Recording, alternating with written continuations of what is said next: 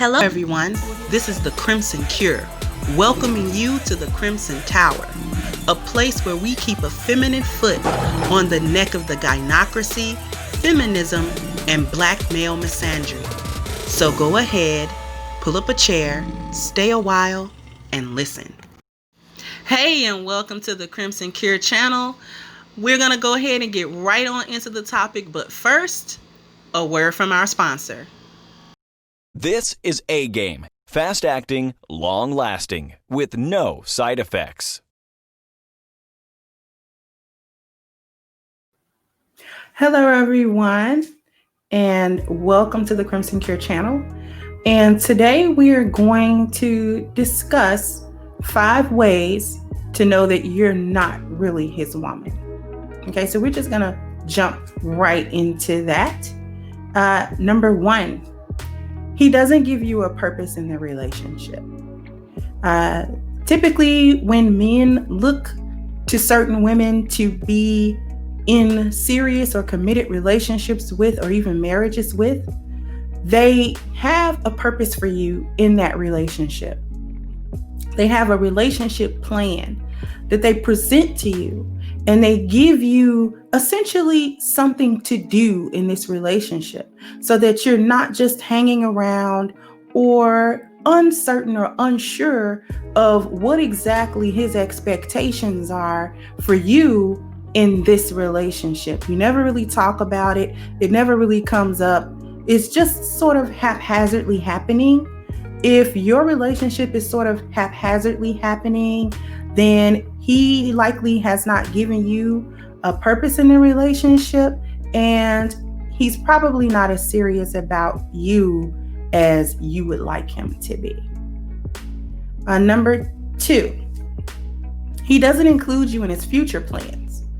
Typically, when men have a person in their life, a woman in their life that they can see themselves with in the future, they begin to make plans for them, not just for him.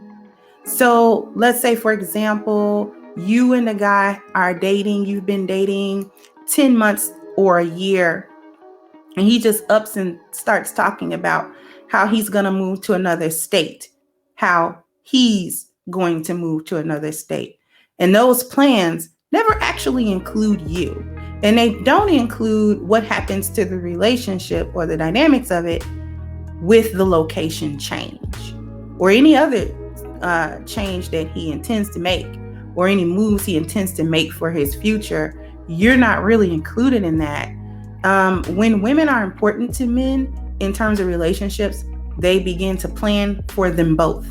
And if he's not making any plans that actually include you beyond what you guys are going to eat that night, his future, he doesn't speak French to you. He doesn't say oui.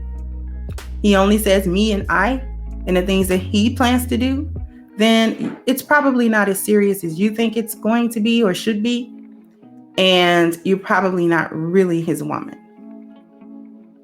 Number 3, you're not included within his inner circle. Okay. You're just not in his inner circle. You don't know anything about his family, his friends. He doesn't discuss those things with you. He doesn't discuss any personal things with you. It's difficult to get next to him. It's difficult to have any real connectedness with him, or any real sort of, just real relationship with him. You don't really know about what he does when he's not around you. You can't peg it, and he doesn't talk about it. And if you ask about it, those answers sometimes are really, really vague, or he just kind of skips over those things. And you probably can be sure that he doesn't discuss you with the people who really matter in his life, whether that's meeting his parents, meeting his friends, or just simply him inviting you into the circle that he already has established for the people that he cares about. And if he doesn't ingratiate you into the circle of people he cares about as well, you're probably not his woman. He's probably not all that serious about the relationship. And so this is just number 4 of one of the ways you can tell you're probably not his woman. Number 3, I'm sorry. Number 4, Sex is the only time you feel any connection. And this is more so from the female perspective. Sometimes we can fantasize when it comes to intimacy.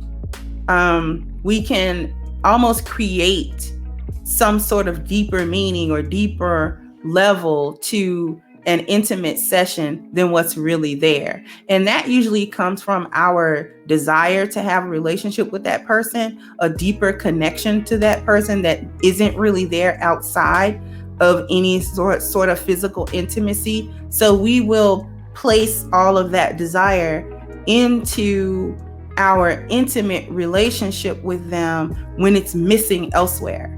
And sometimes that's just almost a figment of our imagination as women. For him, it's just a session.